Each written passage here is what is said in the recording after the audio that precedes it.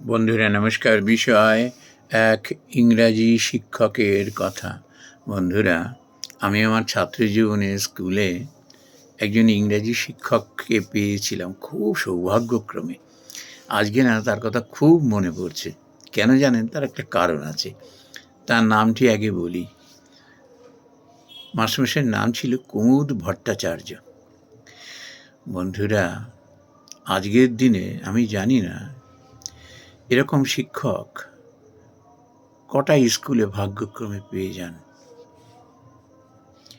ওনার কথা কেন মনে পড়ল? আমি কলকাতার একটি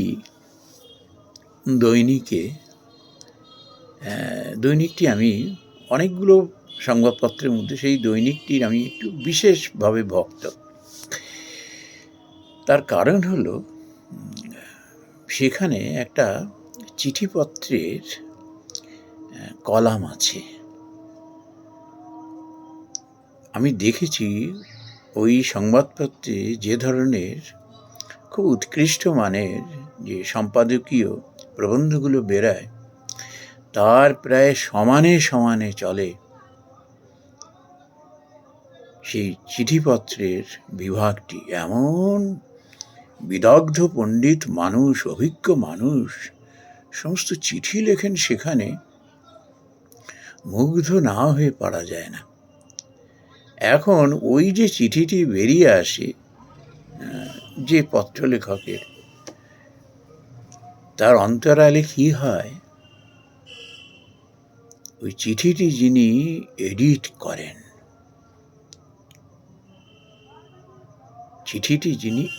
করেন, ভেবে দেখুন বন্ধুরা, যে কি সার্বিক তার জ্ঞান, কত বিষয়ে চিঠিপত্র আসে, কিভাবে তাকে আপডেট রাখেন,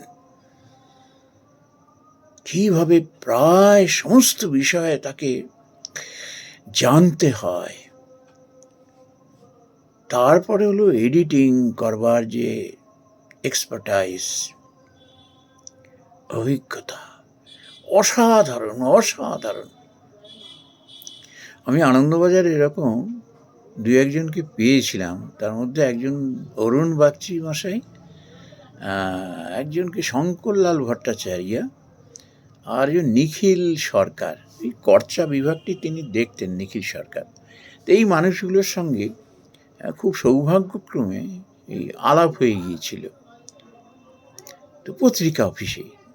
এখন যেমন এত কড়াকড়ি, তখন তো এরকম ছিল না। খুব ইজি অ্যাক্সেস ছিল, যার প্রয়োজন সে তার কাছে চলে যেত। এটা আমার সময়ের কথা আমি বলছি। আর এদের পাণ্ডিত্য দেখে মুগ্ধ হওয়ার মতো।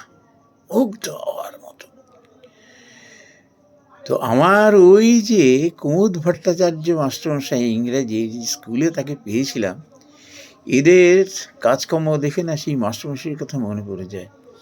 তিনি ওই রকমভাবে ধরুন প্রায় 500 শব্দের একটা ইংরেজি হয়তো এসে, সেটাকে প্রেসি করতে হবে, অর্থাৎ কিনা ওই এডিটিং, প্রেসি মানে এডিটিং, সমস্ত বিষয়টাকে ঠিক রেখে, ভাবটাকে ঠিক রেখে, মূল বিষয়গুলো ঠিক রেখে 500 শব্দকে তুমি 100 শব্দের মধ্যে নিয়ে আসো। এটি তার কাছে শিখেছিলাম। আর এক একটি শব্দ ব্যবহার করতেন, দুর্ঘ শব্দ নয়, অতি সাধারণ শব্দ। ডিকশনারি খুঁজে দেখতাম, আরে বাপ রে বাপ, এক জায়গায় হুবহু মনের কথাটাই এর মধ্যে রয়েছে। সেই মাস্টারমশাইয়ের আর গ্রামারিটিক্যাল যে কারেক্টনেস, খুব সৌভাগ্যক্রমে তার কাছে এই স্কিলগুলো একটু আধটু শেখার সুযোগ পেয়েছিলাম। প্রেসি রাইটিং মানে ওই এডিটিং কাজটা, ঠিক ঠিক জায়গায় ঠিক ঠিক শব্দের ব্যবহার করা, খুব তাড়াতাড়ি করে পড়ে বোঝার, অ্যাসিমিলেশন যাকে বলা হয়। আর রচনা লেখা, কি পণ্ডিত মানুষ!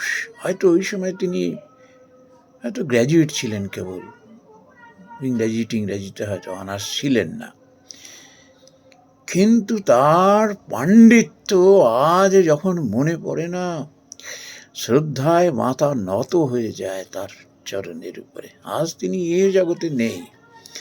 যেমনি সৌম্য একটা চেহারা, কাজের কথা ছাড়া অকাজের কথা তিনি খুব একটা বলতেন না, যেটুকু বলতেন কাজের কথা বলতেন। আর একেবারে উনি যখন ক্লাসে পড়াতেন একটু অন্যমনস্ক হওয়ার উপায় ছিল না, হলেই নিজের লস হয়ে যেত।